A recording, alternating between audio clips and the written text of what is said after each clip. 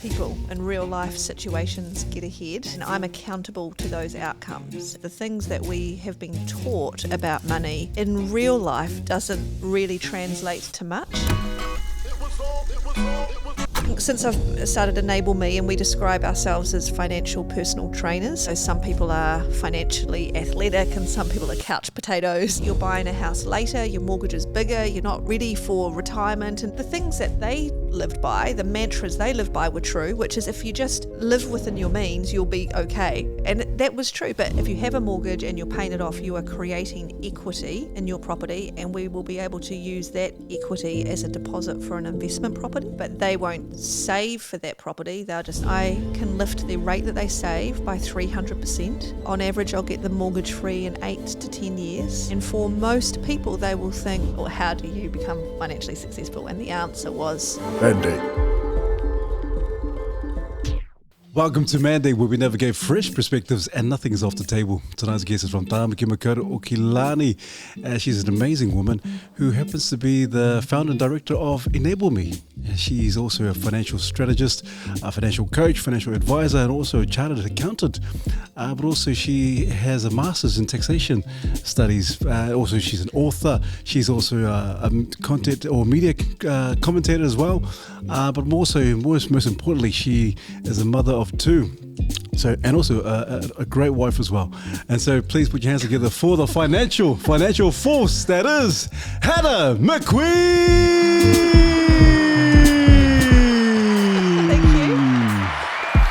Well, I can't forget that part, Hannah? Yeah. You're an awesome wife. I'm not sure if you've spoken to my husband, but I'm going to take it, and we'll take it and run with it. Awesome. But Hannah, thank you so much. Thank you for joining us at the table. And obviously your book, Kill Your Mortgage and Sort Your Retirement. And it is a great read as well. And so just to start the ball rolling, and obviously we can touch on financial advice and so forth. But what's the inspiration? What inspired you to write the book? And also, what kind of any personal experiences that's influenced the content of the book? Well, I think in my day job, I help people in real life situations get ahead, and I'm accountable to those outcomes. And what I've found is the things that we have been taught about money in real life doesn't really translate to much. And I think since I've started Enable Me, and we describe ourselves as financial personal trainers, I guess, so some people are financially athletic and some people are couch potatoes, but everyone's wanting to be better. And in that time, I think I've had 20,000 client meetings. So I feel like I have seen everything, and I've seen how money impacts relationships. I've seen it all, and depending on where you are starting from, what you need to do is often very different than what we're taught as kids. And I thought, well, if I'm going to try and create change and help people, I want to do it in a way that actually is going to create change.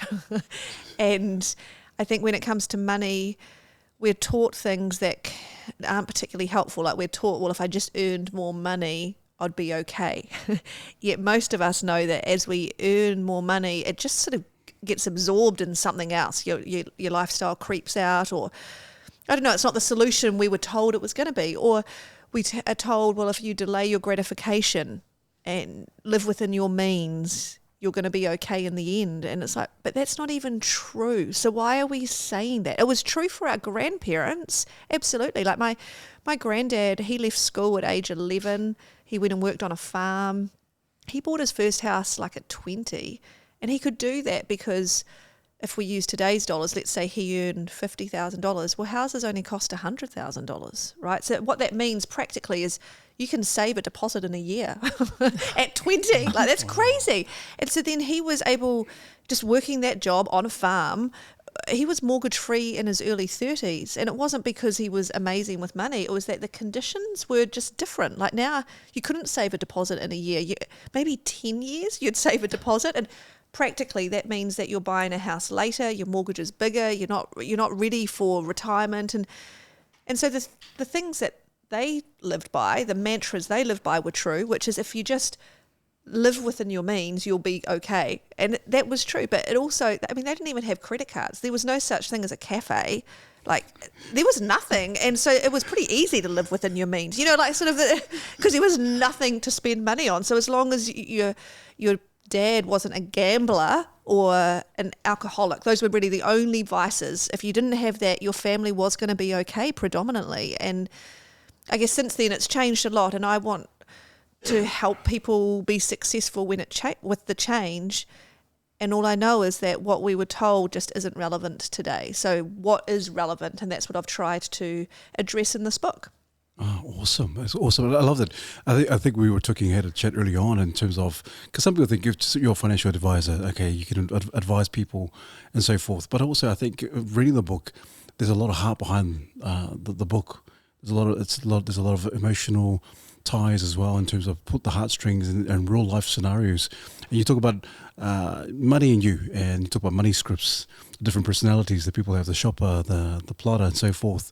And so in terms of what are some of the psychological barriers that people will face in terms of planning financially, and how do some of us or individuals, because of our personality types, how do we overcome some of those psychological barriers in terms of financial planning? Well, I think to get ahead, you need a strategy, but the strategy needs to be right for you based on who you are and what you're not. Like, don't pretend you're something. And so when I first started Enable Me, it started because I got my first mortgage and I wanted to pay it off quickly because I was going to pay 3 times what I borrowed back to the bank. And with my qualifications at the start, I think at the very least you can take from it that I'm financially literate with those qualifications, right? So I got this mortgage and it was like $300,000 or something. So I was going to pay $1 million back to the bank. And I'm like, how is this even possible? Like, let alone, how is it legal? And I didn't know. And so long story short, I called my banker and I wanted to work out how I could pay it off faster. And she was no help at all, like beyond useless. And what's her name? I don't know. It was like, you're listening to it. I'm like, so for example, I'm like, can I pay it off faster? And she's like, well, if you want to pay it off faster, you need to shorten the term, which means your monthly repayments are higher and you commit to that. And I'm like, well, that makes sense. Apart from the fact I can't even make the minimum repayment so comfortably. So why on earth would I commit to paying more? Like, it's just weird. And so then I'd say, but look, there will be some months where I could afford a bit more. I just can't commit to it every month. How can I pay that off? And she's like, well, you can put a portion of it on a floating mortgage. And I'm like, yeah, but a floating mortgage is 1.5% higher than a fixed mortgage. And I'm like, so there's a point at which it's going to cost me more than the benefit of paying it off. So can you tell me that? And she's like, no. And blah, blah, blah. And so I'm like, well, you're useless. So what can I do now? So I ended up, this is before I had kids, when my brain did actually work. I called the University of Auckland and I said, hey, can you help me work on this formula? I ended up speaking to a maths tutor. So if you can help me work on this formula to pay my debt off fast at the lowest possible cost and save the most in interest and blah, blah, blah. I patented that formula and it would save me the size of my mortgage in interest costs. So for me, I could save $350,000 out of the $1 million I was going to pay back. I'm like, this is incredible. Oh. And I patented it. But for the formula to work, this is where the psychology comes in. I needed to have money left over that I could put towards paying my mortgage off faster. And I'm like, well, that makes sense. Apart from the fact I don't have any money left over. I know how to budget. I'm an accountant. I can colour code a budget if you want me to. I just can't stick to a budget. So you could tell me as much as you want that, live within your means. I'll be like, yeah, whatever. I'm just like, I'm not even interested in doing that. So how do you make someone like me stick to a plan when I'm not excited by that? And that's actually how Enable Me started. I thought, well, surely I am not the only one like this. And as it turned out, there are many like me. And so what I worked out is that, well, depending on the hand of cards you've been dealt, which is your tendencies around money, there will be different strategies that are effective to get the most out of you. So, for example, I'm a shopper. What that means is I enjoy spending money. I find it easy to spend money. And it's not that I can't save. I can, but you've got to make it worth my while. Like, it's got to be for a goal that I'm excited by. Otherwise, I just find it easier to spend. Now, my husband, he's a saver. So that means he just finds it easier to save. And without a doubt, if you are of the saver variety tend to be of Scottish descent, and he's definitely Scottish. If you are of that variety, you have an advantage, right? Because you just find it easy not to spend. I mean, of course that's an advantage. But nowadays, so back in my granddad's day, that was fine. If you were a saver, your family was going to be fine. But now, even if you save, that's not going to be enough to get you on the property ladder in most instances. Or if you're on the property ladder, it's not going to be enough to pay your mortgage off any faster. So I need a strategy for a saver. So the first layers of psychology is, what's your spending tendency? Are you a saver or a shopper or somewhere in between? And then what's your appetite for risk, or how ambitious are you? Shoppers tend to be more ambitious, so they need a big financial goal. If they don't have a goal, then they're just quite aimless with how they spend, and they'll just naturally fritter money. Whereas savers have the advantage, but they are scared to take risk. So they have the inside lane, but they give it away because they don't know the strategy that's going to be right for them. So that's sort of two examples of psychology that, depending on where you sit, there will be a different way that we engage you with your plan to get the most out of you. And then once we've got those layers, then we want to work out, well, what's your starting point? Like from a financial perspective, are you sinking, are you floating, or are you flying financially? Like, how would you describe your situation? Because if you're sinking, we've got our job is to stabilize you. If you're floating, we want to try and get more out of you. And if you're flying, we want to kind of take you to the moon. And so depending on where you start from, we've got to meet you where you start and apply the right strategy. Some people have lots of money when they work with me. Some people have none and they're in debt. And yeah, I just think there's nothing more insulting than giving the wrong advice to the wrong situation. It's I wouldn't appreciate it, and I try and take care in diagnosing what's going to be relevant for the people that I work with, and I try and explain that in the book. That's awesome. Can you just explain, because you use the word fritter? Yes. And I know I'd never come across that word. Yes. Until I read your book. Or saw the chapter around that. Can you explain fritter? Because you associated that with spender. Yes. Didn't you? Well, fritter is this concept where the more you spend on something, the happier you are. Like, let's not even debate that. But until you get to a particular point, and then if you keep spending and you don't become any happier, that extra spend is when you start to fritter money. So if I give you an example, if I have a cup of coffee a day, I mean, I love coffee or hot chocolate or anything. If I have a drink, I feel great. So me spending money on that drink makes me happy. If I have 2 cups of coffee a day, I'm happier. I'm not twice as happy, but I'm happier than 1. And if I have 3 cups of coffee a day, I'm feeling sick. So for me, the optimum coffee consumption for my happiness would be 1.5 cups. If I'm going to introduce the fritter, it's the money I spend on coffee after my optimum happiness.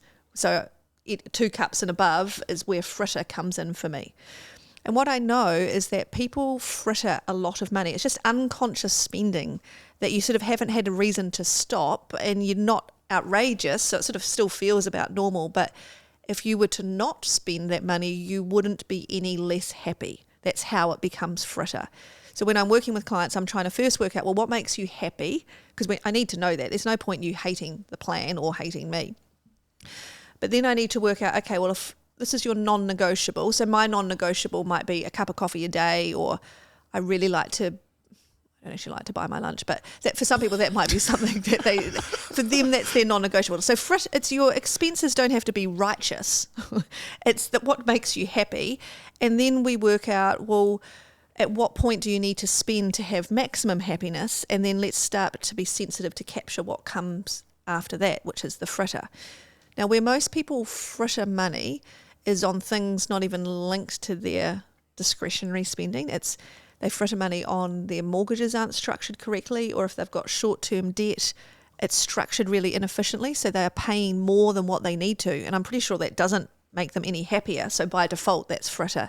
Or their KiwiSaver's not quite right, or their insurances aren't quite right. So those are just inefficiencies, which is a form of fritter. But then within your own spending, you will have things that you spend money on that is a fritter. So I've got my non-negotiables. My husband's non-negotiables would be his Xbox games or his PlayStation games or something that just doesn't excite me on any level. But for him, it's important. So we've got to work out, well, what do we need to spend for you to be happy? And I'll work out what I need to spend on my stuff. And that's actually the first step of any plan. What do you need to be happy? So let's make sure that your happiness is the rock that we start to build the plan on. That's awesome. God, that's such a great concept. It's interesting, like everything that we do in life as human beings has a limit, it has a threshold. Yes. Doesn't it? It does. Like happiness, sadness, everything. Like there's a threshold before it turns the other way. Yes. And it's just interesting to hear that you've given it a name, but also good for us to know that there's a point where the spending is just spending. There's no emotion anymore. It's That's right. just, it's now just become like I've been giving, like for example, takeaways in our house. I know. One night. Most common fritter area. Is it? Oh, Well, food generally. When Yeah. people don't have a plan that they're working to, we find that they spend 30% more, or that's sort of the overspend that people are happy to absorb without realising that we could spend less and you could make it work and you wouldn't be bothered. You just have to be a bit more deliberate with it. But my job is to make it worth your while to do that, right? Otherwise it can be like I don't know about your dieting techniques, but I can put effort in and I don't lose weight. And I'm just like, well, what is the point? And I think from a financial perspective, if you're going to put effort in, for a lot of people, especially if they don't have money, confidence, kind of putting effort in is a big thing. And so I always feel that my job is to make sure they get a return on that effort. Otherwise, they shouldn't. What would it be the point of putting it into in the first place? It's interesting. Well, maybe you could help me then, because Not with dieting. no, but in terms of financially, because I find myself doing that, Hannah. I find myself like, okay, the money takeaways. I don't know. That's maybe my fritter in terms of buying takeaways, and sometimes I find myself just for the sake of buying it. So is that in terms of Yeah, you need a reason habitual not to. habits? Sometimes it can be, or it can be. There could be other reasons why you're doing it. Like for a lot of people who might buy a cup of coffee a day, and arguably they could just make that themselves, but perhaps the process of that's getting them out of their office and kind of socialising or whatever. There can be other reasons as to why the process of buying something can be quite pleasant for someone. But what I know is that most people are prepared to compromise if we can show them that it's worth their while. And most people can give up if it's going to give them what they want. We just need that trade-off to be closer than what it is for a lot of people who give up before they even got what they intended to get because it took too long. I like that. You mentioned something there in terms of like confidence or like money confidence or Yes. financial confidence. And then previously there was, you'd sort of mentioned things like KiwiSaver and some of those things where we fit our money. And I think myself included, and I'm probably just speaking from personal experience, but I'm sure other people can relate as well.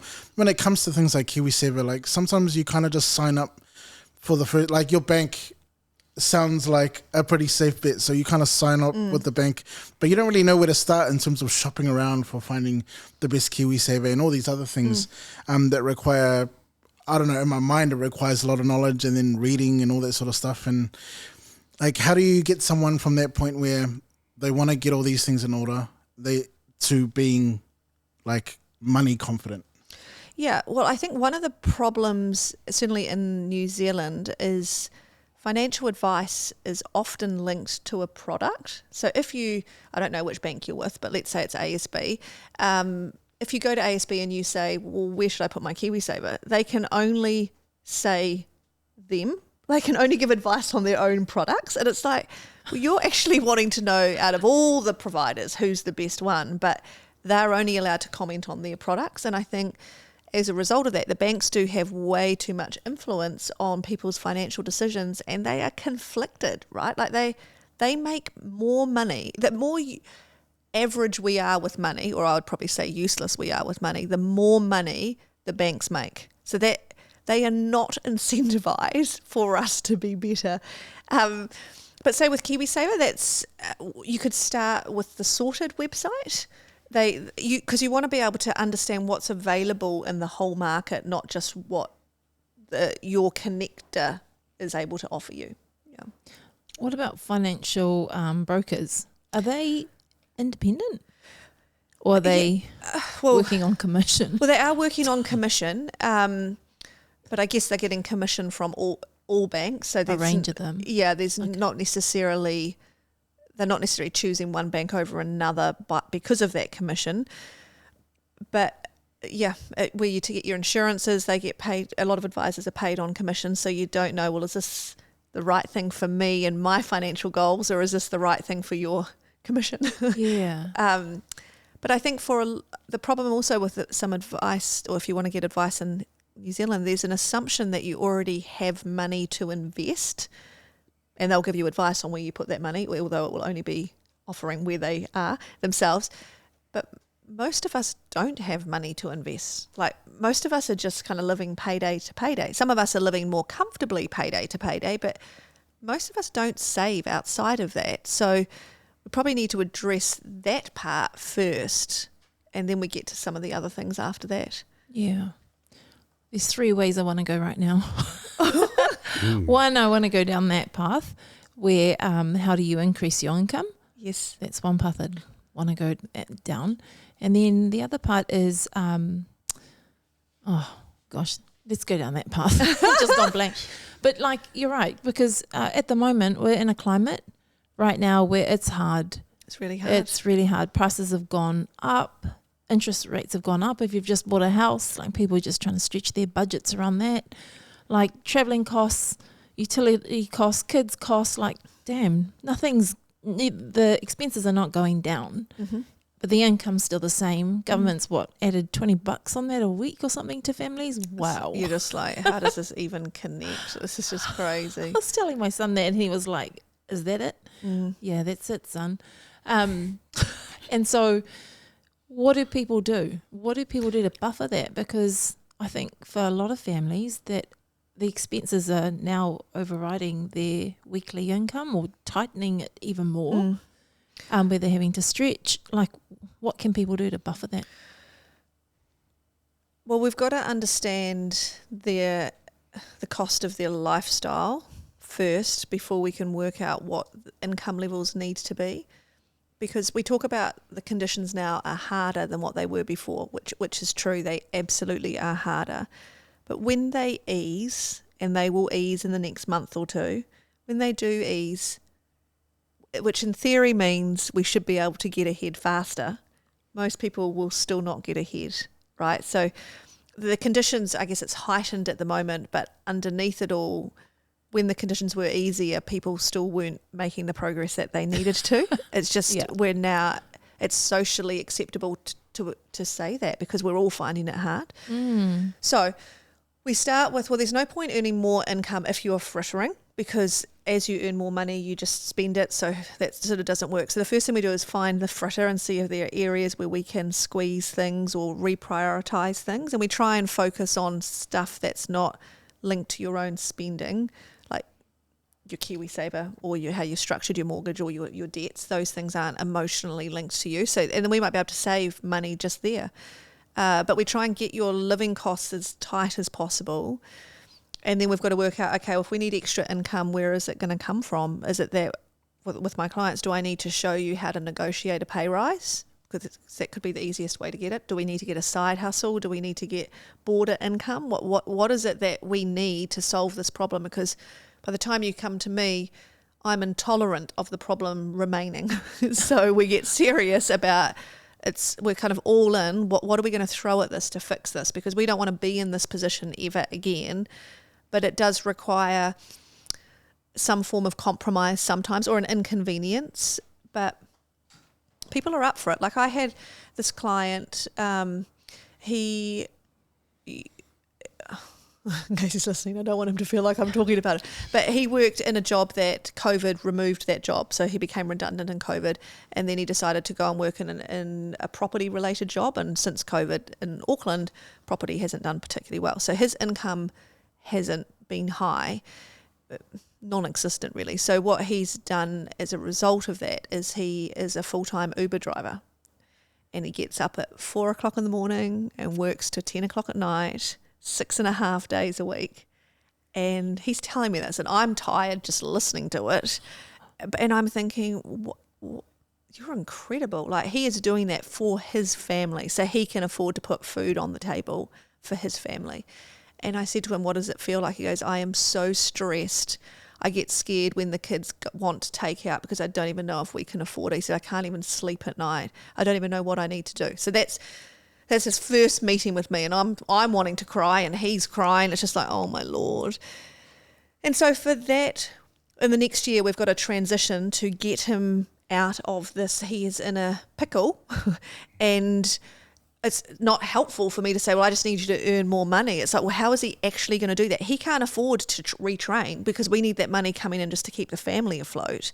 And so we've got to try and almost introduce another strategy while we're trying to just hold it together.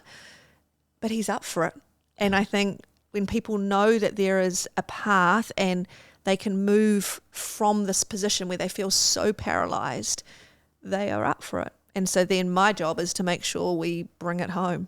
Otherwise, that's going to be an uncomfortable conversation, isn't it? And we do bring it home. So do you just, you go, Jamin. Do you just bring accountability? How do you keep them on it? So I design a plan, and normally depending on the complexity of that situation, so I'll look at what I need them to spend, what I need them to save, if there's a mortgage that needs to be repaid or not. Not all of my clients have mortgages. For some, they're trying to grow wealth for retirement. So depending on what the objectives are, I will set targets and I introduce guardrails so they know if they're falling off the plan, and we track spending and we reset very quickly. So it kind of, so there's accountability, but if I use the analogy of a coach, and I think I have a coach pretty much for everything that I do in life, but one of the things I have a coach for is running, because I wanted to run a marathon and I'm not a good runner.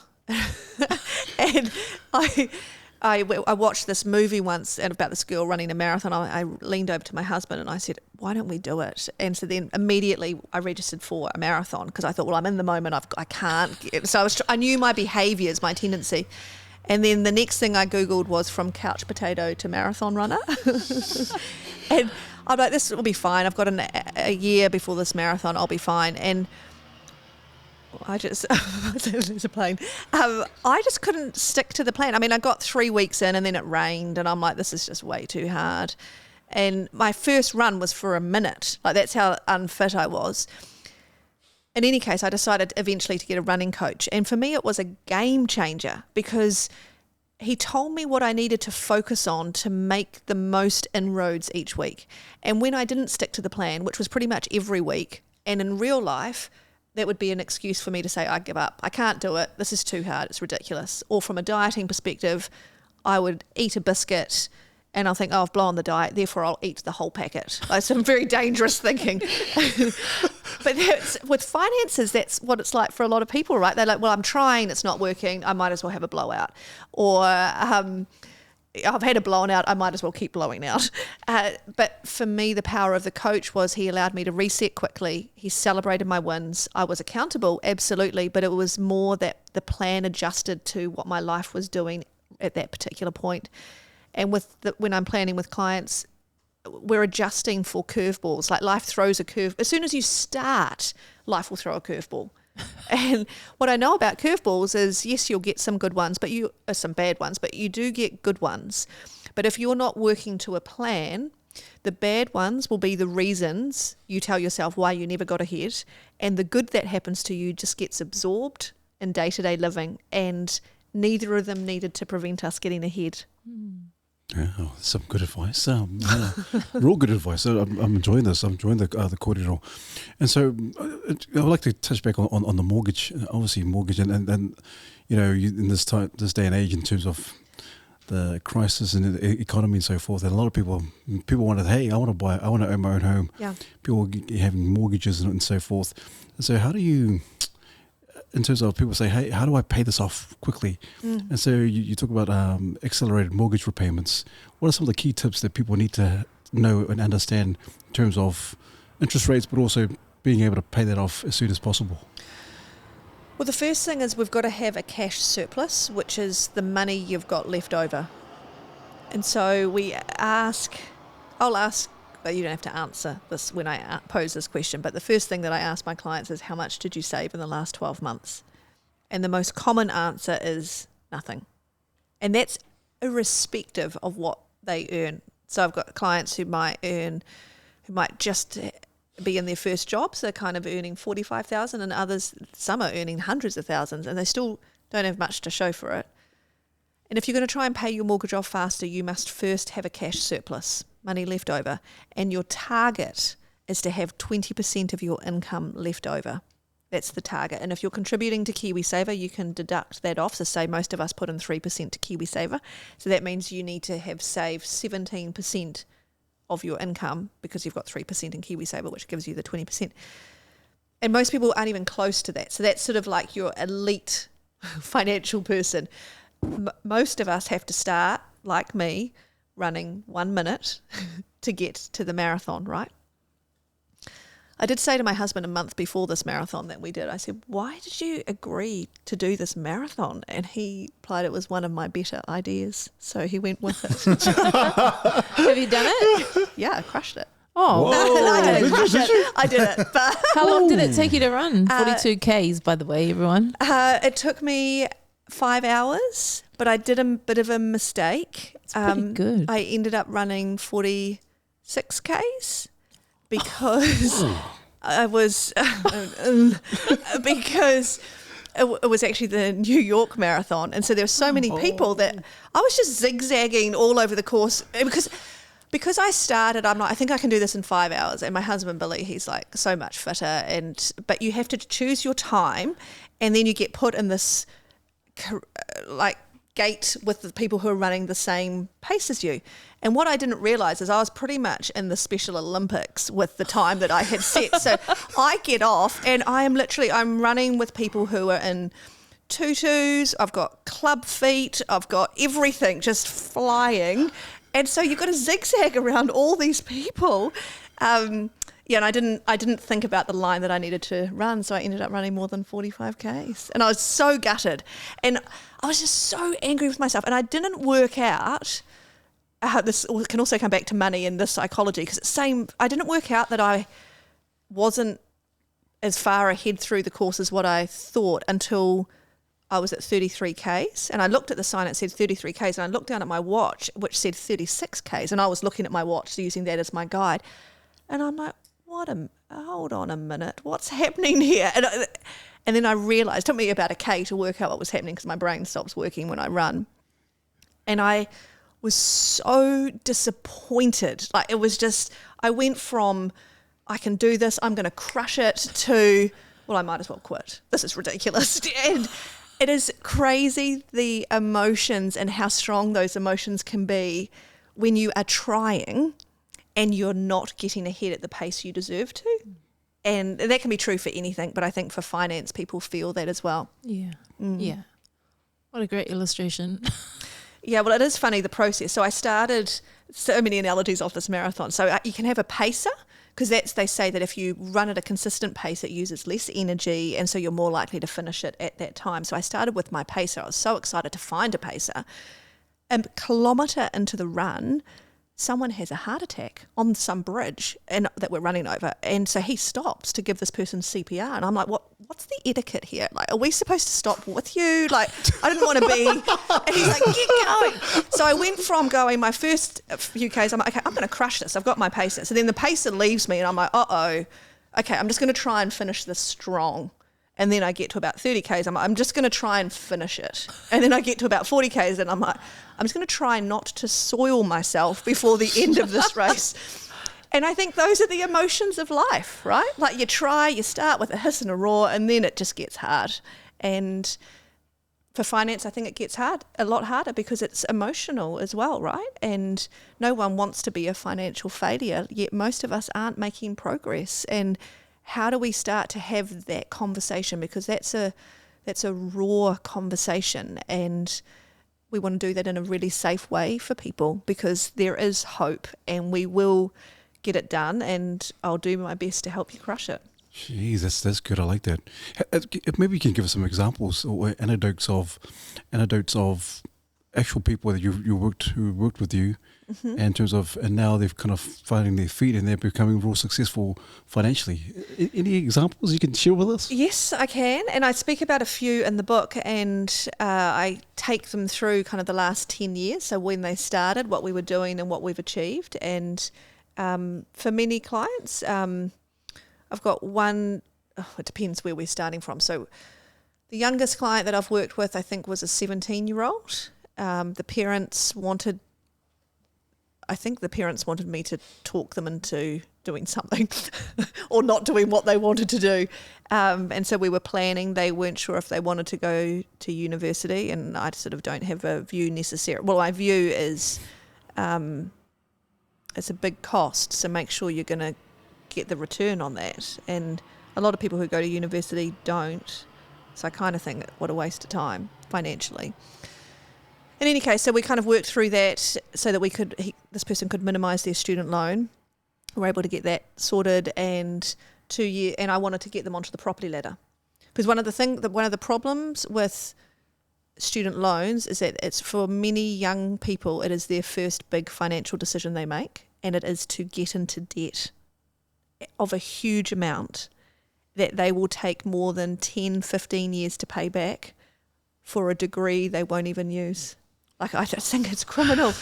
That is criminal. And what we find is that we've got 25-year-olds that are declaring themselves bankrupt. I think in the UK they've had like 1,000% increase in young people declaring themselves bankrupt, because once you've got that student loan, it just becomes so hard to get ahead. And yeah, they haven't got that balance right. But this particular student, we were able to get a property by the time they were 22. And that was cool, because everyone says, oh, we're never going to get on the property ladder. I'm like, yes, you are. Like, what are you talking about? We just need a plan to get there. And I think when you remove hope for people, that is the worst thing you can do, because what's the point of trying? So that's a young person, and that took us about a year. Well, I was probably working with them for 18 months, and the property they bought was an investment property, not a property for them to live in, and a variety of other things. So that's sort of someone who's young. I've had another client, they came to us, they were in debt, and when you're in debt, it means you're going backwards. Even if you can afford to make your repayments, you are sinking, you're just sinking slowly. So for them, that was a bit of a shift. And if you've got a mortgage or you own a home, it can be easy or easier to kind of put that short-term debt on your mortgage, which they call that debt consolidation. When you don't have a home, you don't even have the luxury of that as a choice. Like, it is hard mahi to get rid of that stuff. So we worked to get rid of that and to then get them on the property ladder, which was good. I had one client that she was in her early 50s, earning really good income, but huge amounts of short-term debt. So she was earning like a couple of $100,000, like huge income, and 50. And so I'm like, why aren't you with this income, why are you not on the housing ladder? And she had the short-term debt. And she's like, well, for her, she sort of didn't believe that she could ever get there. She felt bad that she earned such good income when her friends didn't, her family didn't. And so she had this pressure that she gave to herself to be generous, to sort of always give away the gain that she might have had for herself. So sort of some weird habits. But I could see how it happened. And I asked her to describe her money personality. How does she spend money? And she says, I'm fast and I'm loose. And I'm like, I love this. This is so cool. And for her, I wanted to get her on the property ladder because she wasn't excited to pay off debt. She's like, who can be bothered? Like, why?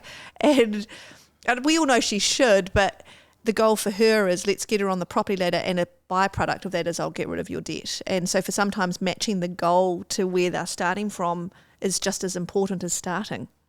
It's good. It's good. I just want to ask, because of our Pasifika and our Māori whānau, and so obviously you would have worked with quite a few of them, and so how do you change the mindset? Because obviously a lot of our people know, budgeting. Let's get some budgeting advice. Let's go to a financial course and so forth. But how do you really change that mindset? Because I can understand, and you said in the book as well, that you can give them all this knowledge, but at the end of the day, it's the action. They have to walk it. They have to do it. How do you help our people in terms of shifting that mindset and say, hey, this is where the rubber meets the road? Mm-hmm. Well, I think that people need to know what is possible, and I don't think we naturally conclude that or assess our situation correctly. So if people think they're not bad with money, and most people aren't bad with money, if they think they're not bad, they then think, well, there can't be many areas I can improve because I'm not bad. And therefore, there's no point really trying because there aren't really efficiencies to be gained. That's sort of the process that people go through. I think people are capable of so much more than their current situation. So when I work with clients, and this is more relative to their situation, I can lift the rate that they save by 300%. On average, I'll get them mortgage free in 8 to 10 years, and I'll make about $500,000 to $1 million for their retirement. And for most people, they will think, well, that's for them, that's not for me. And that thought is the exact wrong thought to have, because that is for everyone. However, how we get you there will depend on where are you right now. Because if you are sinking, I have to first stabilize you. And if you are struggling to survive, I've got to fix that problem before I work on these other, certainly more exciting things. But we've got to meet you where you are now. And there are different strategies that will be relevant for where you are now. But if you are sinking, you have to detox, baby. I can dress that up however you want me to dress it up, but we actually have to fix this problem. And we want to go in, we want to go hard, and we want to get it done. And let that be the last time you ever feel that emotion. That's what we want to do. But you've got to be ready for that. And if you're a couple, you both have to want it. Otherwise, there's almost no point in starting. It would sort of be a waste of your energy to start. So we want to make sure. So I think people misdiagnose what their trump cards are to play. Like we think if I have good income, that's a trump card, whereas usually that's a recipe for just spending a lot of money, not really doing anything. I think unusual trump cards, if you and your partner are aligned with your goals, that is a trump card that we can play. If you don't have much time until retirement, that can be a trump card, because you're like, okay, let's get on and get this done. No more talk, let's just get it done. That's a trump card. I think if you don't have kids, that's a trump card. Kids are just a cost centre. It was always easy before we had kids, right? Oh, so good. But they are here, and our job is to make sure they are going to be financially successful. So we've got to be teaching them the right lessons. And sometimes, well, the most powerful lesson is, well, how are you running your own affairs? And most parents aren't setting the best example for their kids, because warts and all, like even just being honest about your finances, your financial successes and failings could be the best advice you give to your kids.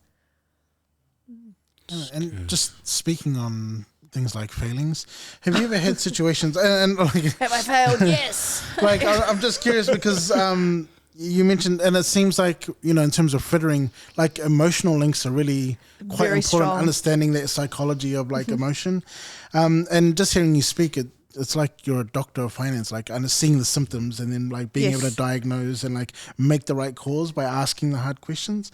Just really fascinating. And so I was just curious about, like, I'm sure there's plenty of successes. I'm really curious to hear of situations where things haven't worked out and like what lessons you've pulled from those.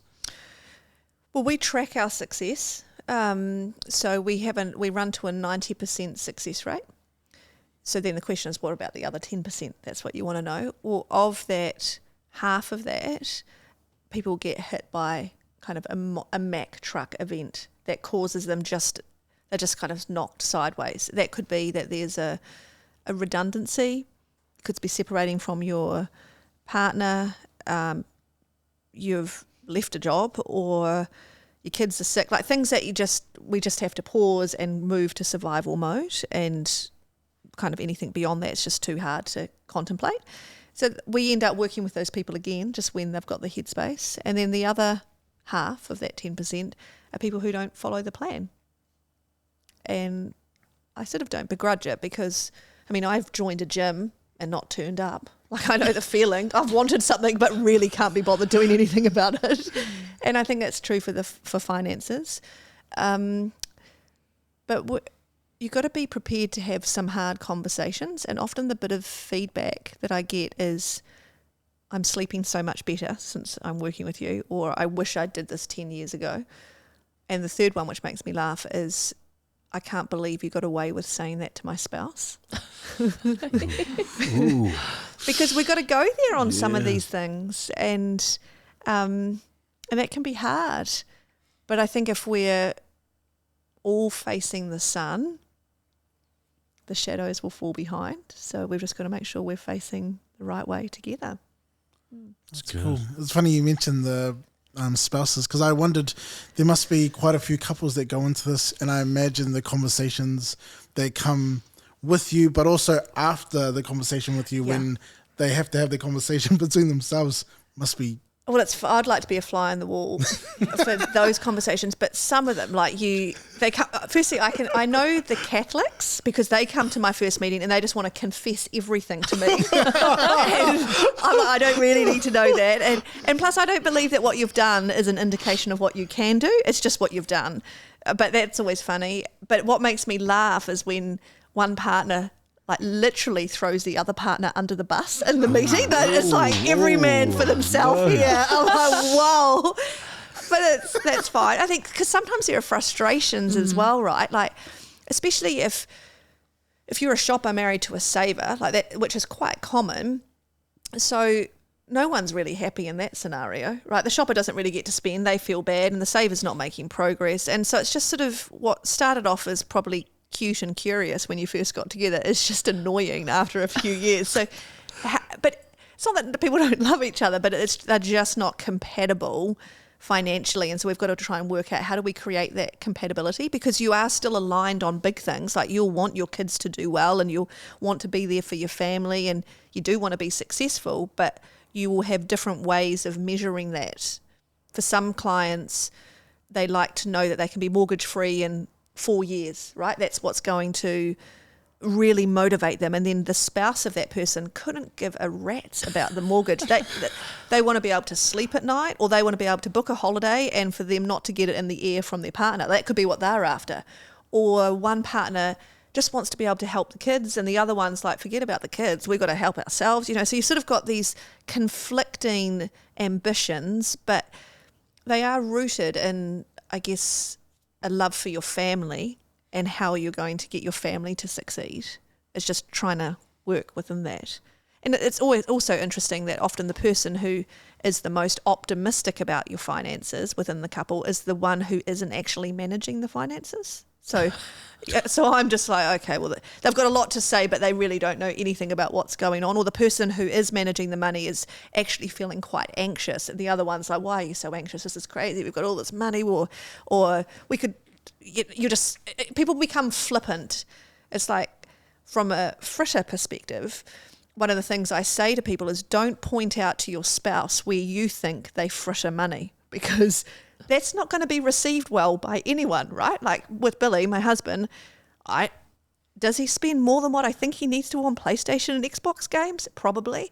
But I'm not going to be the one to point that out. Our coach is going to point that out, because you just want it to be a safe space. And you want to work out, well, I don't really want to be accountable to you as my partner about what I spend my money on. I'm happy to be accountable to a plan, but not you personally, because that could introduce sort of a controlling component, which isn't healthy around money. And money just needs to be mastered. It's neither good nor bad. It just needs to be mastered. Wow. You can see how money can be the reason why relationships break up. Leading cause of relationship breakdown and cause. leading cause of insomnia in females is financial stress. Why females? And insomnia for them? Well, I think that they holding a lot of that anxiety? Yeah, I think so. There's just interesting statistics. They say that the leading cause of lost productivity at work is financial stress. which is a bit weird, but you kind of, your eye isn't on the prize. If you're worried about finances, we know your creativity drops by 30% if you're financially stressed. So you can't even think your way out of things because you've got this niggle that gets louder and louder in your mind. It's everywhere. I notice, a lot of the wellbeing models out there, they either cover The mental and... Yeah, they cover all the main ones like mental, spiritual and all of that. And then there's only a very few that actually include financial well-being. Which is mad to me because I'm like, finances underpins everything. Yeah. Isn't that crazy? That's right. But people don't often know how to talk about it honestly. And so then they conclude, well, let's not talk about it at all, which is not the right conclusion. And I liked even how you use the word compatible from a financial literacy perspective.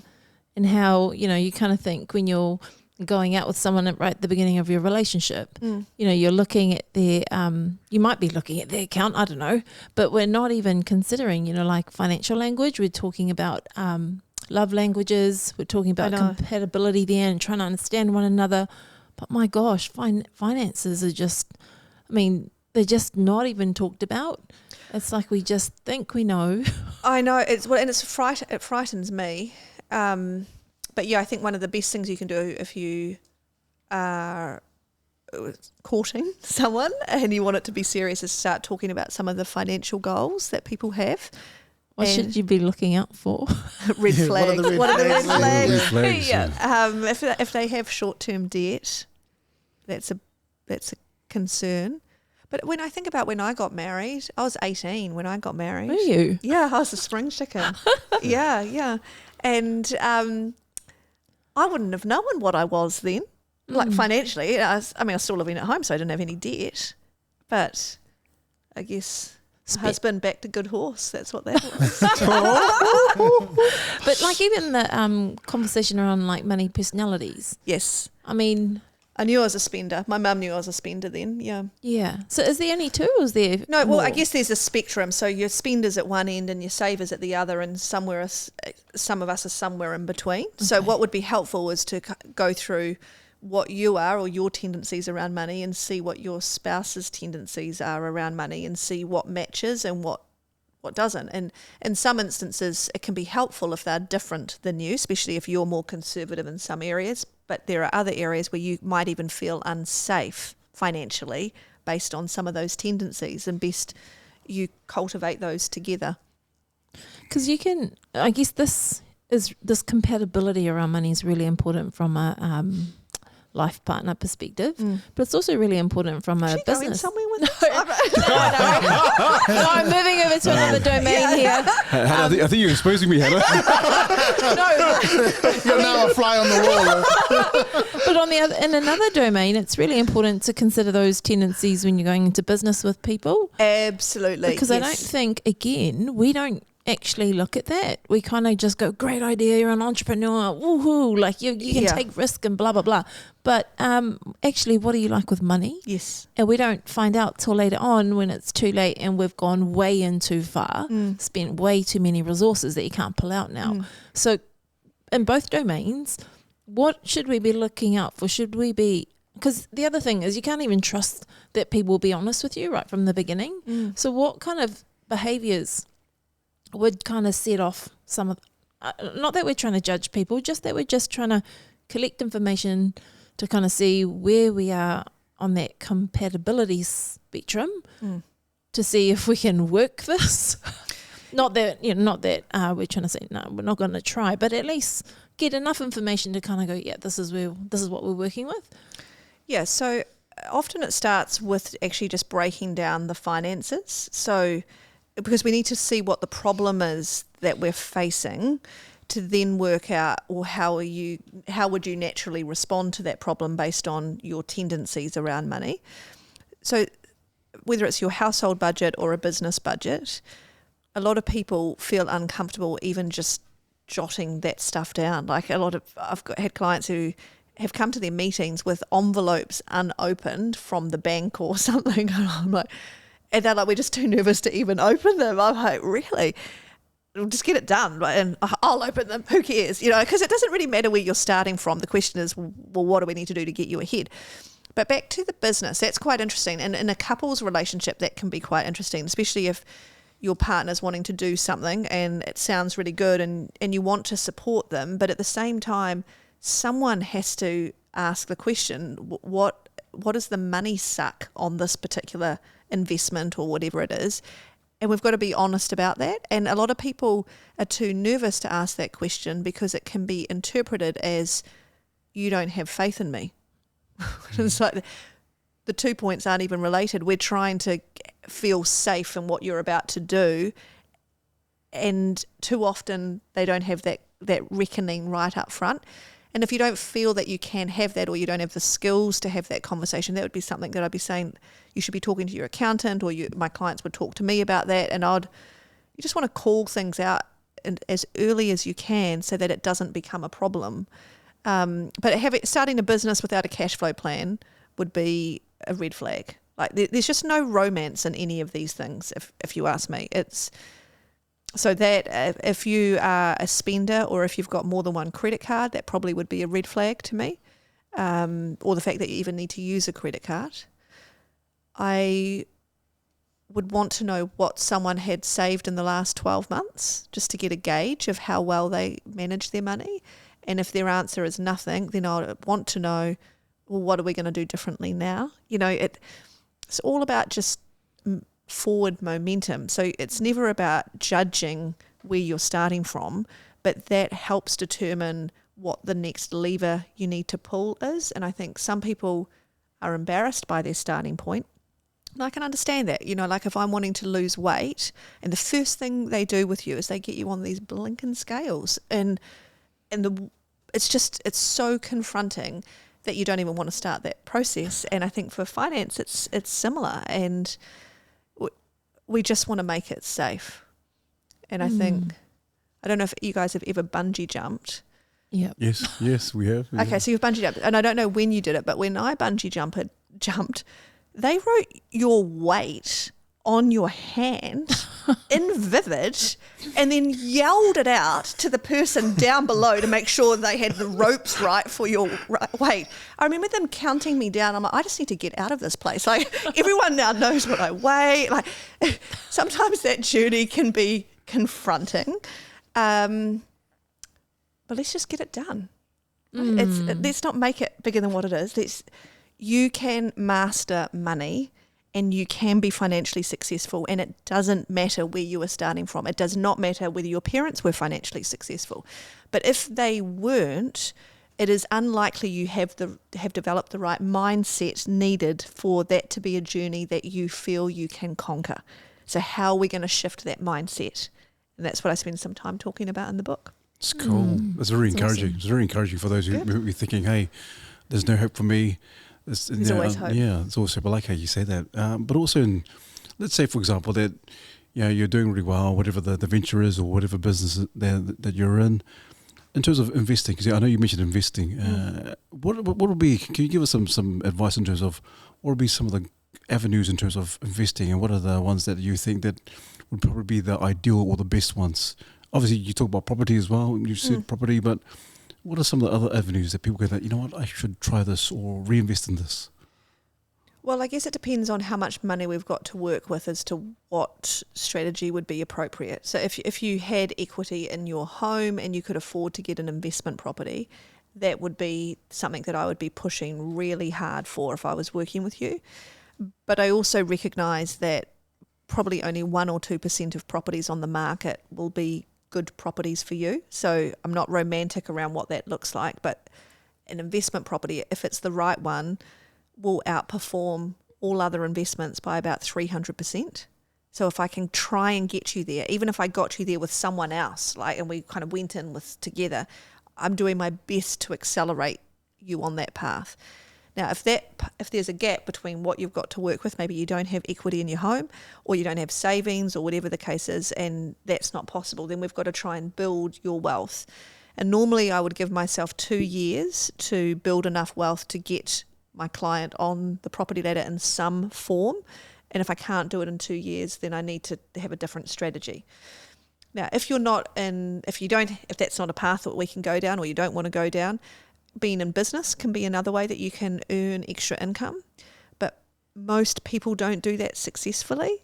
They put a whole lot of effort in and it just doesn't translate to money at the bottom.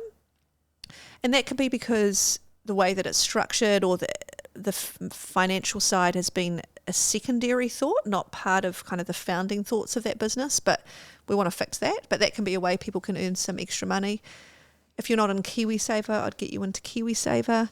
But outside of that, kind of you could put money in the bank or you could put it into a managed fund, but it's really only keeping up with inflation, so it's not even really doing anything. So then I'd kind of go, well, what would the point of that be? It's not enough to do anything, so we've got to work out, well, how can we get enough? With that 300%, is that over how long of a time period? Normally over a 5 to 10 year period. Oh, wow. Okay. Yeah. Oh, that's Yeah. pretty good. Thoughts on crypto? I've got crypto. I'm not convinced anyone knows actually how it works, including myself. Like I bought crypto because my dad was wanting to buy crypto and he has no idea of anything. And he's a conspiracy theorist and everything. So he's kind of on that. And I'm like, look, Dad, I'll go in with you because I'm like, don't put all this money in. I'll waste some of my money so you don't waste all of yours. No clue as to how that works. And because it's so speculative, right? Like it's Trump gets shot. Well, it goes up 300%. Oh, It did? No, I was kidding. for like a day. And so there's things. Do I think there's a place for crypto in the future? Absolutely. Absolutely. Like, or anything to do with the black market, like just be cynical. You could just say, well, that, of course it's going to do well. But often with money, you are needing, or an investment, most of us don't have excess wealth so that we can invest in something like that. We actually need the money we're investing to do something for us, and it has to be quite predictable so we can rely on it. And so for many of us, crypto doesn't give a predictable outcome. So it's like, well, what role is it actually going to play? Like on a good day, are you hoping to cash it in at the exact time to get what you need? Well, that feels pretty speculative. It's like if people want to invest in shares themselves, and I'm like, I'm thinking to myself, you have no idea what you're doing. But if you've got money to lose or you've got excess money, who cares? Have a good time. It doesn't bother me. And I say, put the money in crypto, buy art, do whatever you want, but only if you've got money to lose. And if you don't, we've actually got to make sure that your money is working really, really hard, and it needs to give you solid, consistent returns as much as possible. And crypto, well, it's just volatile, right? Like maybe we own a Bitcoin, I don't know, 3/4 of a coin, whatever that means. I mean, and it's gone from, since we've had it, it's tripled in value. It's almost lost value. Like I actually deleted the app on my phone. I couldn't cope with it. I'm looking at it. I don't even know how to control it. I don't even know how to get the money out of it. In fact, I didn't realize this, but because when you get your crypto, do you guys have crypto? Any of you guys have crypto? Yeah. Okay, so you have that crazy ass password. It's like 26 digits or something crazy. Billy, my husband, he was in charge. He's like the head of IT in our household. He wrote the password under our desk in our study. I didn't know this, and he wrote it in pencil, which I think's weird. And so you know how sometimes you're shaking your legs. I didn't realise that I had rubbed off the password. Oh my gosh. And so we're moving house. He said, I better go and write that password down. He goes, under, there's no password because I've rubbed it off with my agitated knee movement. And so then he had to find, he's like, where's the password? He had to find a phone from 3 phones ago, because it was like 5 years ago, and then go and find the charger for that phone.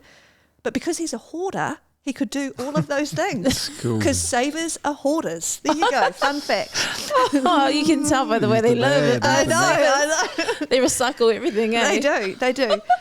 And I think it comes down to some of your upbringing. Like he would say, we always get the story that, he came an amazing family, but his dad was an alcoholic, so there wasn't any spare cash around, and his mum was this amazing, strong Māori woman and worked kind of 3 jobs to just put clothes on the kids, and they lived in a forestry village. just out of torpor and sort of.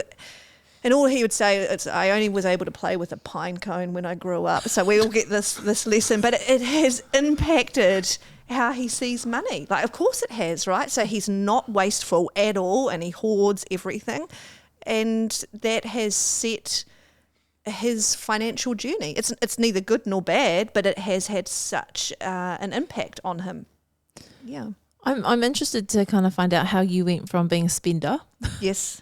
Because I can imagine you've I'm moved still in. a spender. Oh, you still are? Okay. Well, I enjoy spending money. I Yeah. just don't have time to do it now, but I do enjoy it. Yeah. So how did you go from, was it always controlled spending?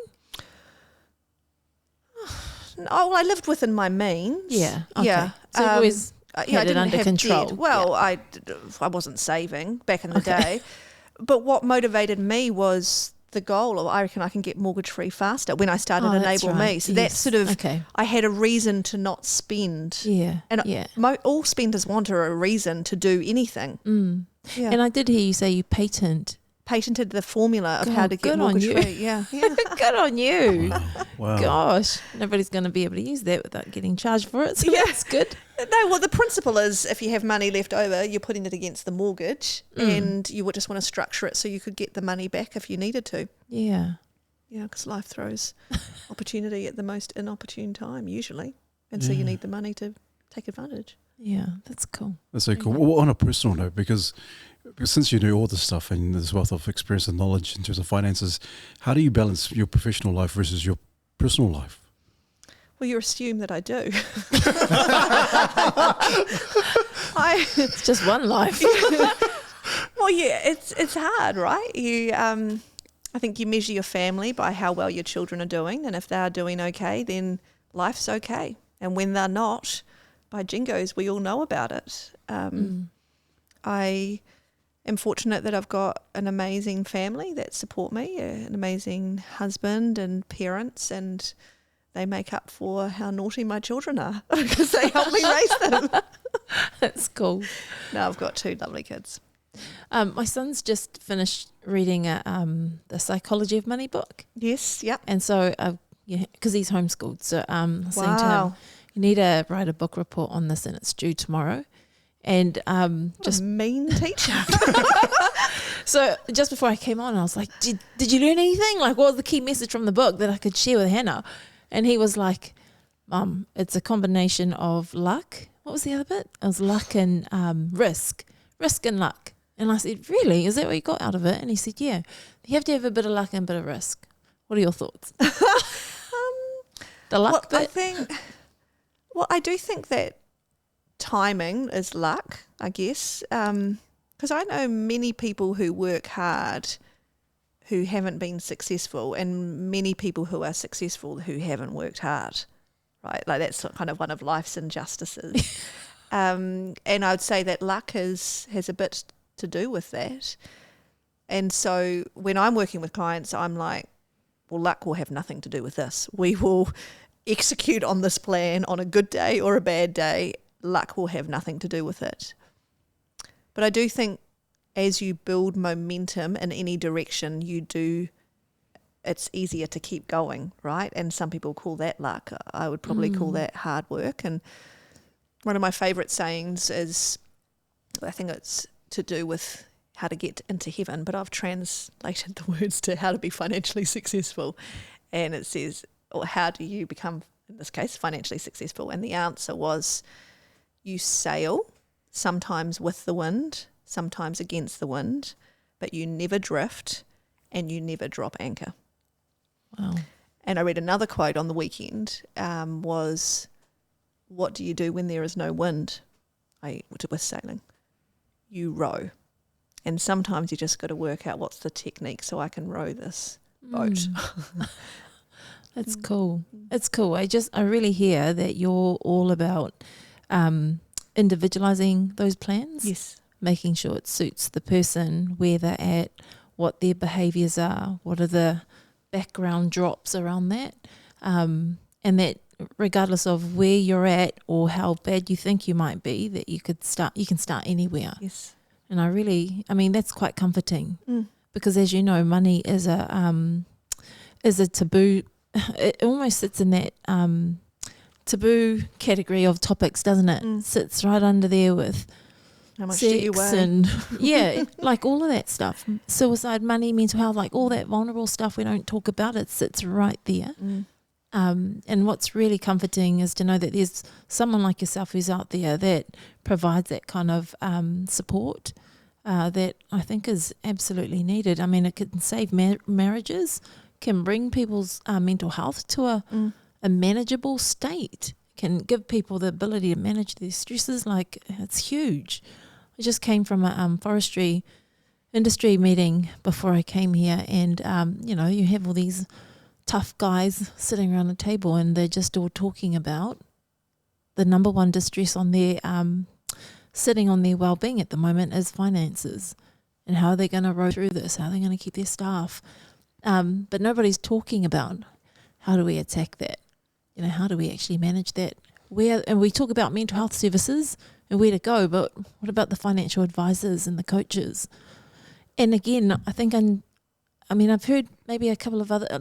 Charles would have loved this conversation because he's had a financial coach, and he's done. He was able to save a deposit for a house. Awesome. Like, he's done some amazing stuff. I shouldn't really tell a story, but when he shared that, I was like, wow, there are financial coaches out there. We have an accountant, and my issue with my accountant is she doesn't listen. She doesn't even give a about what we do, and that's quite hurtful. Well, they're just looking at one small component of it, right? And tax is important, but it's got to be part of a bigger plan. And I think if you've got a really good financial advisor that isn't just trying to sell you a product, they can look across everything to work out how can we improve this. And I think when anyone has a plan, whether it's finance or whatever, if you've got a goal and you've got a plan, making progress on that plan is very, very satisfying. Doesn't matter where you're starting relative to the end. Progress is what lifts the spirit. So to confirm, you're telling me that an accountant and a financial advisor are two different things? Yes. Yeah, I'm going to fire her tomorrow. I mean, that covers me, I'll sort of. That's our blind spot. I think that's a lot of people's blind spot, right? Yeah. Because you think, well, they know money. Surely they'll tell me if I'm doing something wrong. And they're like, that's not even the scope of what I work with, So, because even with taxes, and at the end of the year, I'm like, surely you can help us shave this down. Exactly. And she's like, no. And I'm like, Donald Trump's accountant does. I know. We need you need to have a creative way of looking at it, or a reason to fight for some of the savings. And for them, there's not really a reason, right? Yeah. I love that you put that in your book. I've read that. Yes. Bit, yeah. Around how you have to actually call stuff out. Yeah. And even double check what they've, how they've coded things in the end of the month and end of the quarters, and when they're, submitting GST and things like that. Like, you need to go back in and check. Yeah, most people don't realise that if the accountant doesn't know what or how to code it, they will just code it to drawings, which means you don't get a tax deduction. No. And most of us don't even, then they use words you don't even understand, like what is drawings, so they're able to speak a different language, and you don't even know that the output of that is that you haven't been able to get a tax deduction that you actually genuinely were entitled to. Yeah. They just didn't realise it. Yeah. And that's what I'll go through the accounts, and I'm like, how are our expenses this and the income is this, when I know that all of that is business expenses? Yeah. I'm like, why have they not accounted for it? But because we're not, we're just like, okay, we pay them to do. You think that they're going to do it, Yeah. yeah. So when I look at my clients' financial statements, often I find that one of the easiest savings or fritter is the tax that you pay. If I can find that you don't have to do anything, but I have to talk to your accountant to say, hey, I reckon we need to fix these things. And I'm more than happy to talk to your accountant, but the accountants aren't always happy to hear from me. I can imagine. I can, because even just some, just mindful she might watch this. But there's almost like a superiority in these meetings. Yeah. Like, I know more than you do, and you almost feel like a child in these meetings. You need a new accountant, babe. Yeah, okay. Cool. I hear you. I've been told this so many times, and I just haven't moved on it. Cool. Free advice. She's like, okay, fine. Cool. Awesome. Oh, mate. That's good. That's so cool. It's really good advice. Really great advice, Anna. But also, just wanted to ask as well, for those in terms of mortgage payments and so forth, how can someone balance paying their mortgage, but also at the same time save for retirement at the same time? Most people can't save. If they're paying their mortgage off faster, there isn't excess savings for retirement. So that's where they need to have a wealth strategy outside of paying off the mortgage.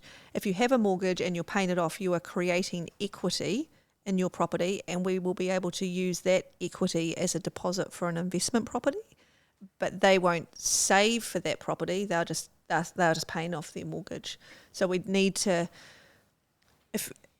where we can, if there is an opportunity to grow wealth as well as pay off the mortgage, we will always do both at once, because you just want to get a wriggle on and you want to make the effort worth it for you. And if you can get everything working together, normally for every $1 of money you fritter that we find, we can create a $10 return for you if we get it all working properly. Cool. That's awesome. Good. Yeah, and the dollar frittered would be the tax that you're paying. So if we can find that, then that's an easier It's way. cool. Because you mentioned credit cards, and people think, I need to get more credit cards. I need to put more money in the credit cards. What are your thoughts? Because I have a sneaky suspicion that credit cards are no-go. Well, I think that's the easiest way to fritter money, is to use a credit card or the buy now, pay later, or whatever, any of those schemes. It's a crock, and it's designed for you to. It's designed to reduce the pain of paying for something, because you don't feel it, right? You just tap and you go. And as you reduce that pain, this will be in the book that your son read, the less pain there is to any transaction, the more likely you're going to spend more, and you're not even going to connect the dots. So I think it was MIT in America and Harvard did some tests on, well, what is the extra amount that you spend because you're disconnected from that spend, and they determined you can spend up to 50% more on some costs, and you don't even kind of clock it as more because it's sort of painless. So if one of the first questions I ask is, do you use a credit card? And if the answer is yes, I know there will be fritter just with how their money's working. And so we can introduce some consciousness and some pain points there to alert them if they're about to overspend. So that's easy. Practically, you still can use your credit card, but I don't encourage using it for your most day-to-day or your most frequent costs like food and takeaways, because you already are naturally spending more than what you should on those things. Most of us, we're frittering there, and using a credit card just heightens the fritter. So most of my clients still have a credit card. We just use it for bills and online purchases as opposed to kind of those frequent day-to-day costs. And then some people will say to me, yeah, but I get points.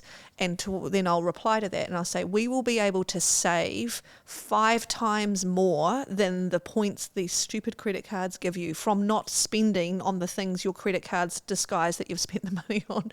So it's all just sort of smokes and mirrors.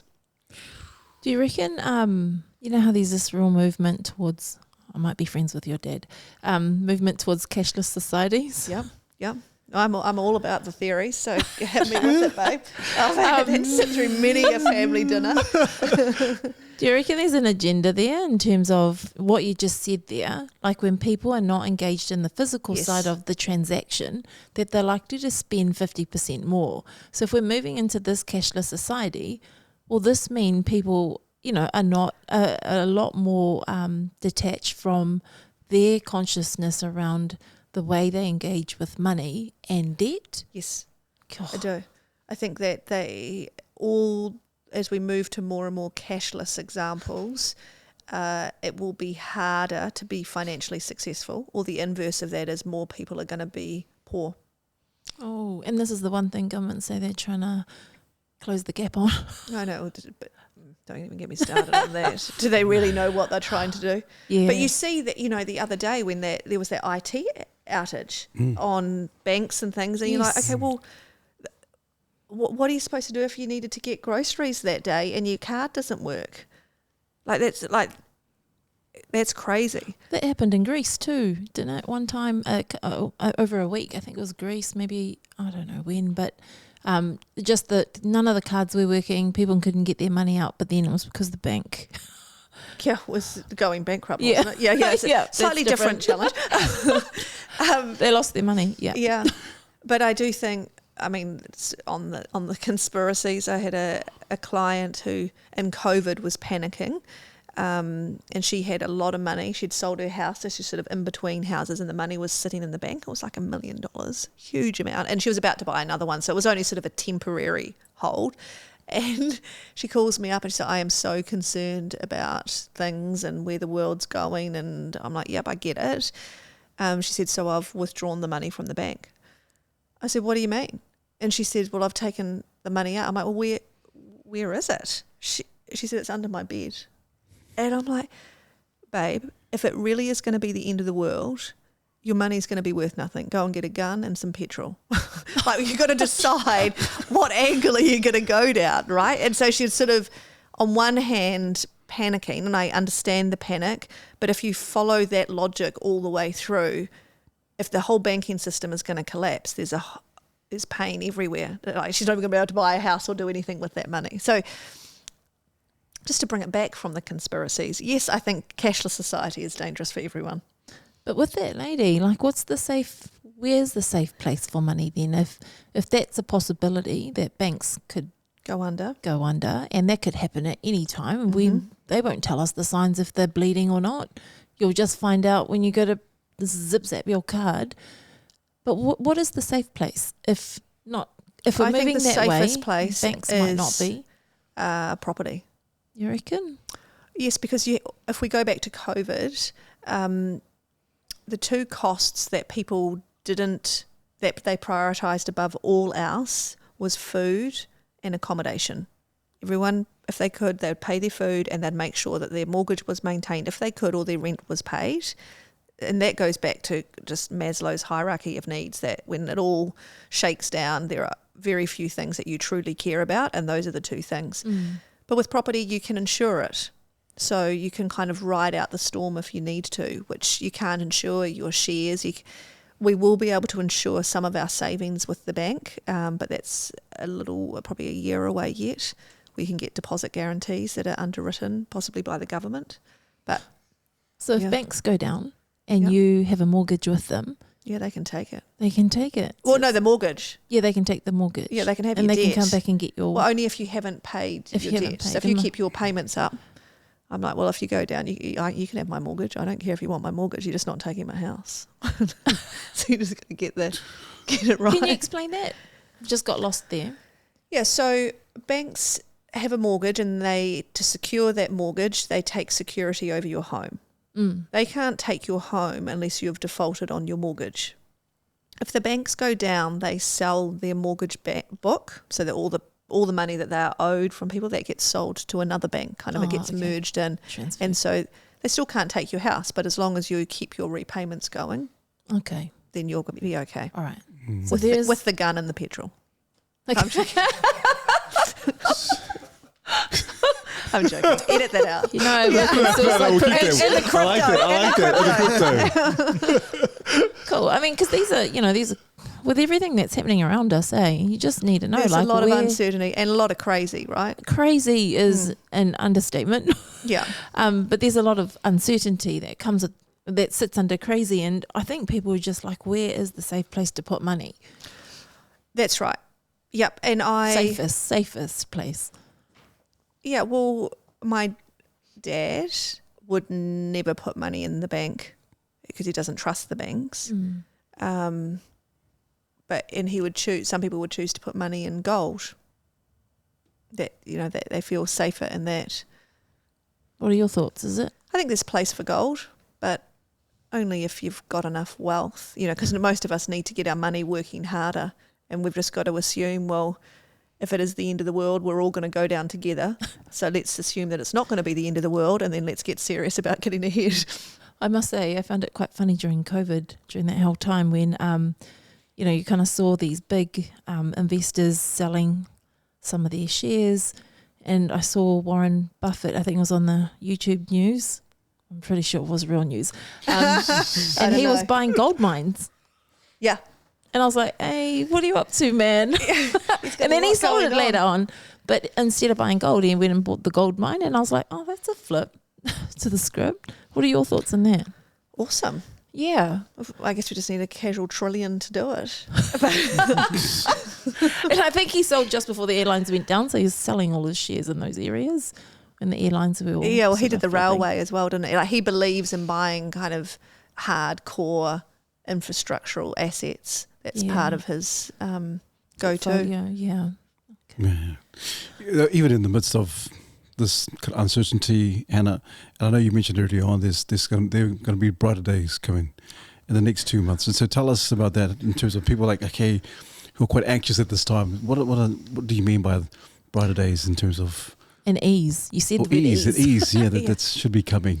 Yeah, well, I think that at the moment interest rates are high, and so that then permeates right through society. It means that it's hard for businesses to borrow money because they can't afford it, so they don't. So they're not investing in trying to grow their business. They're just trying to consolidate.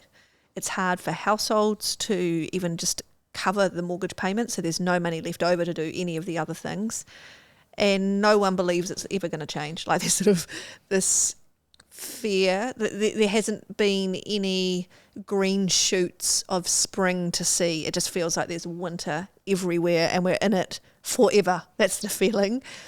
But we know that interest rates are just about to come down, and they've started to move, and we'd expect maybe by Christmas that they would have dropped by about 0.5%, and maybe by February about another 0.5 perhaps, so maybe a 1% move. And what we know is that when interest rates, this is sort of pigeon economics, but as interest rates drop by 1%, we start to see lifts in the house prices by about 10%. And so then the house market starts to bounce back, and then business confidence increases, and then businesses start investing in the businesses again, and so then people are earning more money, and it's sort of the cycle is of that move from a recession into the next stage of growth, springtime. We're about to go through that in the next couple of months.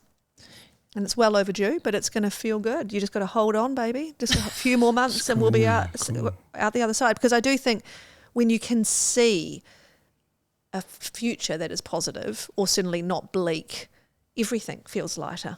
It feels pretty bleak at the moment. Yeah. It's interesting just hearing construction, some of these industries that are being hit that are just under those pressures, and how they're trying to hold their staff, hold what they can, keep their staff there so they're not having to start again with new staff in the future. And so, I just want to acknowledge those industries that are just finding it really hard at the moment, especially when you've got such big staff costs and all that. But just as you talk about all of that, I don't know which chapter it was, but you talk about the system.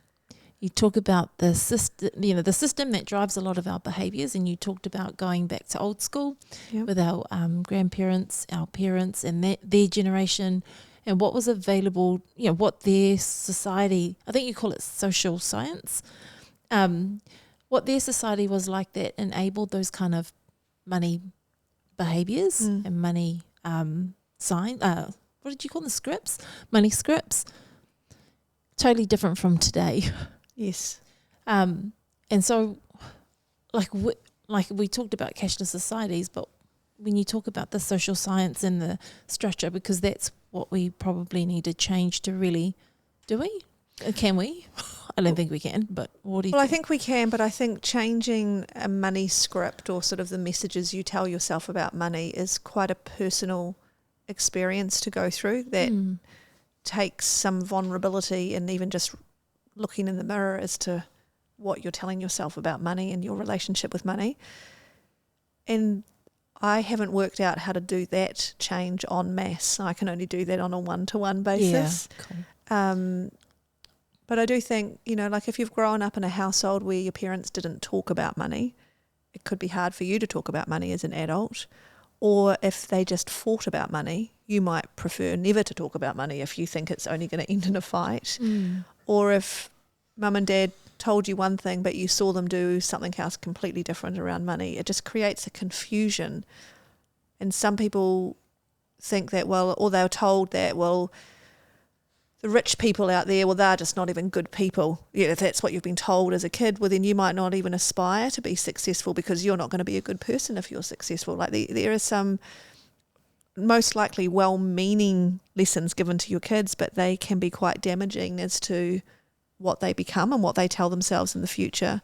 And I think as parents, we really want to jump in there and get our own situation working well so we can talk honestly with our kids about it instead of hiding behind it, because they catch the lesson even if you're not telling them the lesson, right? They know if there's an undercurrent of financial frustration or whatever the case is, they can detect that. They do. And so how you deal with it, they also are watching, even though you're thinking, well, I'm protecting them, I'm not talking to them about it. That they see, they know, or on some subliminal level it will come out with them as adults. And so that's what you're referring to when you talk about the social science component of yes, and the money behaviours? scripts, yes, and how we need to start to kind of work through those. Yeah, I thought you were going wider into society. Well, society's got its challenges, right? I can only, I don't want to get in trouble with too many people. Okay, all right. We want to sell the book. Just kidding. Well, we just want you to be successful. Yeah. And there's some tips in the book if you want to take advantage of that, or you can see me if you want to see me. But at the very least, just realise there is a better future available for you if you want it. Yeah, that's so much. That's so hopeful. So hopeful, especially in a time where people are feeling this stretch. Yes. Very hopeful. Tell you what, Hannah, it's just been an absolute pleasure in terms of the knowledge that you sit with, and just being open and honest around the questions that have been asked. And so obviously cure your mortgage and sort your retirement. Just thank you so much for your time. I know I'm mindful of time, but just thank you so much. But I also have one more question. How can the reader of this book, of your book, how can the reader or the viewers and the listeners stay motivated throughout their financial journey? Well, motivation's an interesting thing, right? So motivation, I feel, is a muscle, and it can get fatigued. And often when it comes to finances, it's fatigued before you even start. And for most people, financial success is a long journey. It's not a short journey. So we need to work out how can we make this as effortless as possible for you, because you're more likely to keep at it if it feels easy. And so that's about just relaying the foundations. Most people you've got trump cards. We've just got to show you how to play that hand to get you to the next round. Yeah. Cool. So well said. Yeah. And I think even just in what you said, just letting off some of that emotional steam, around our engagement with money, I think also helps. Because this is a podcast really aimed at our men. Any gender differences around money? Because I think part of your book you talk about women. Well, I think that women are more self-aware pretty much about everything, but when it comes to money, around their tendencies. And I think the success for most people with money is understand what you are so we can work out what strategies will be effective. And men struggle to be quite reflective in that space. It doesn't come as naturally to them. But from a spending perspective, some people think, well, do women spend more than men? And no, the answer is no. Most women take care of the family household costs, so by default they've got to make more purchases, but they're not more likely to be a shopper, and a man more likely to be a saver. That's a fallacy.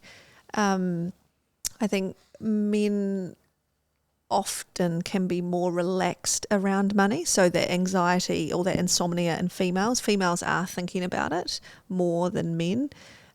So they're ready to do something normally faster than what a man is ready to do it. But you might have just saved some marriages tonight. You probably have. God loves us all. Thank you so much, Hannah.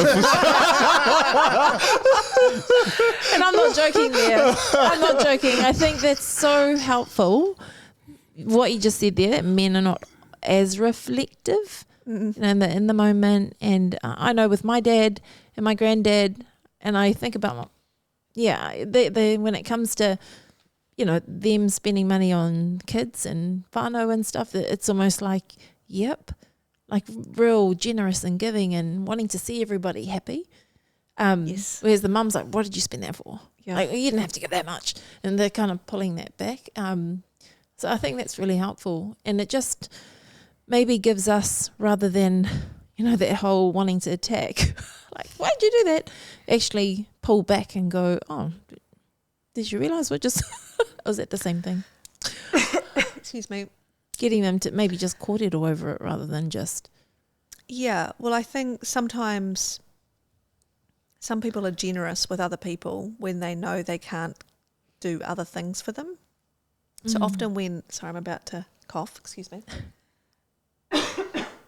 So what always surprises me is that families who actually can't afford to be generous, all that generous with their family, they will go into debt to give gifts, which is sort of crazy on one hand. Like logically that's insane, but some of it's driven by the psychology of, well, I don't want my family to go without, and I'll just make it so. Like it's coming from a gesture of, I think there's a beautiful gesture behind it, but it's sort of a misplaced gesture, and I see that often, and it's that illogical behaviour. Well, it's like I had one client who had cancer, and she'd gotten over cancer, and she was just a prolific spender. And I said, why do you spend so much? Like you're just living for today. And she said, well, because I don't believe that tomorrow's going to be there for me, so I might as well. How do you argue with that logic, right? Yeah. And so it's just trying to understand some of those things. And my response to her is, but we don't want it to be a problem if your tomorrow is here, Wow. Or I have farming clients. I mean, farmers are a funny pack, and I'll say, look, I can build this money, I can create this wealth, but I think at the rate that you're eating into it, we're going to run out of it at whatever, an age, let's say 78. And because I'm about to say, so we need to grow more wealth, that's where I'm going with it. And their immediate response is, well, I'll just make sure I'm dead at 78. And I'm like, Wow. or we could grow money. We don't want it to be a bad thing if you are still living. But it's just funny how people have been trained to kind of deal with problems, and we actually just want to get under the hood of that and really start to work it through. And it's a lubricant when you can, because it's actually created quite a lot of damage to you and to people around you. You've just brought up a memory for me. Because we run programs in the schools as well, and there was this young kid, and we were talking about childhood memories. Mm-hmm. And then from that conversation, we started talking about money, and he shared that when he has money, he has to get rid of it. Mm-hmm. Like he can't have money. Yeah. He can't have it on him. The minute he has it on him, he's got to get rid of it. And I said, what's that about? And he said, because miss, if I have money, it gets taken from me. Mm. All of a sudden, my siblings want it, my mum and dad want it, I've got to give it, they decide for me how that money's spent. So now when I get money, I just get rid of it straight away so that nobody bothers me, and I've had all this control on it. I was like, I think he was only 14. Mm. And so you think that personality, that taking him all the way through, right? So he's got this view, this script around money that is so damaging. You can understand why. You could get the logic of how he's arrived at it, but so damaging for future self. And we've got to try and break those scripts, Yeah. or reprogram them, rescript. That's so cool. Honestly, the advice, and it's almost like you're a philosopher with some of the things you've said. I'm like, tell holy my crap, children that's such a that. great thought. I'm really grateful. It's given me lots to think about and reflect on, and just thinking about money scripts, like it's just flashbacks now of like the reason that I spend the way that I do, and I'm like, holy crap, I'm just having this realization now, and there'll be stuff to unpack after this for myself and my family. But I'm just really grateful that you've been able to break this down in such an eloquent way, but also a way that's easy for me to understand. And so my final thought or question was like, and you've sort of touched on this throughout, but just some advice for parents out there who are wanting to do the best for their kids. They have the best of intentions, don't know where to start with anything financial. Just a final reminder about where they can start. Well, Well, the best thing you can do is to have your house in order, your financial house in order. That is the best thing you can do for your kids, and to take them on the journey of that if you don't have it yet. So I get my clients who are parents to bring their kids to meetings if they feel comfortable, and because I'm like, you're about to go on this process, and the thing we want your kids to learn is that financial success is a choice. It is not a default, and when you're on the back foot, you don't give up. They will see firsthand that you are deliberately changing your financial future. And if ever there was a lesson for a kid to take, because they're so useless with everything else, right, when it comes to money, it's like the conditions are harder and they are more useless than any other generation. You're like, this is not a good combo.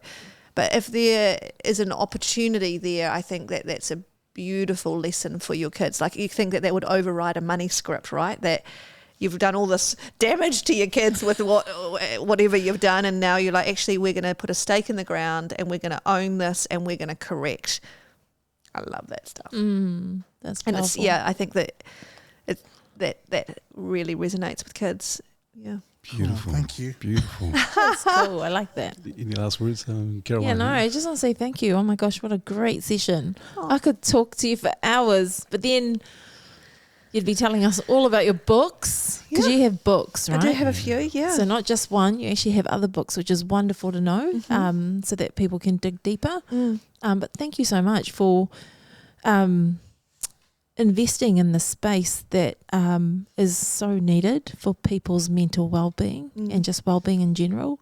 Like you said, it's the number one pressure point, pain point for people, for relationships, even for people's vocation, purpose in life and things like that. And I think to have someone like yourself being able to, just as you've said that you eloquently cordialed to this, your book is so easy to listen to, easy to read.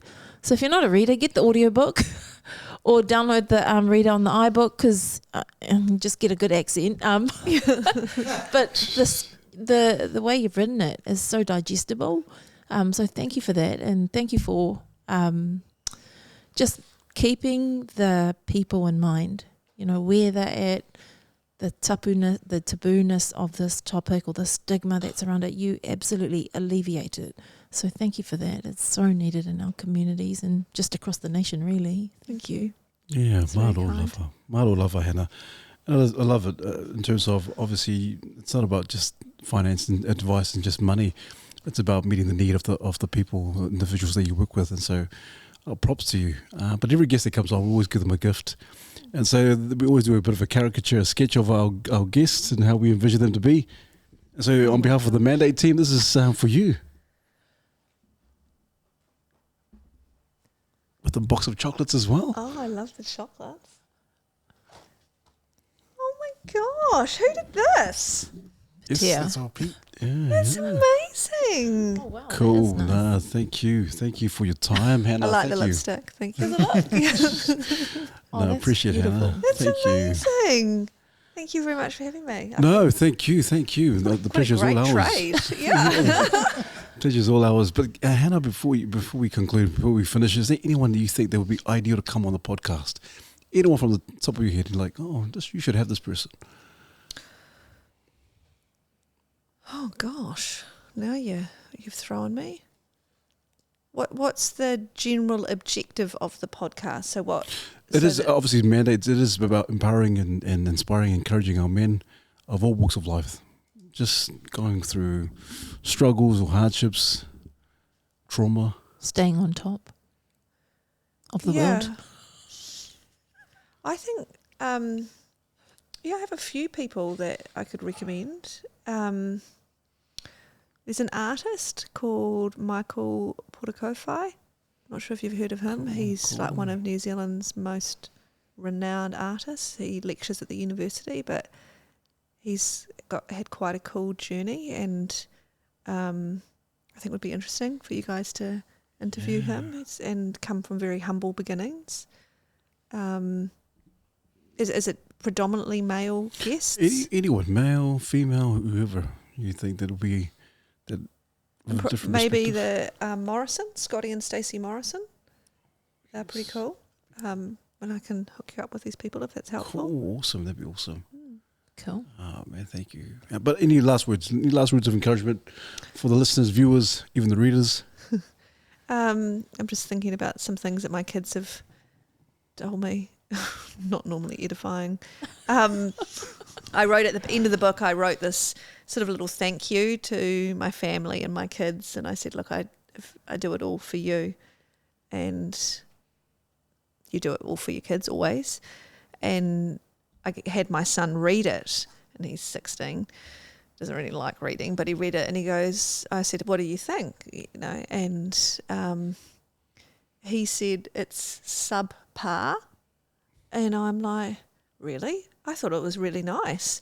And I'm like, what do you mean by subpar?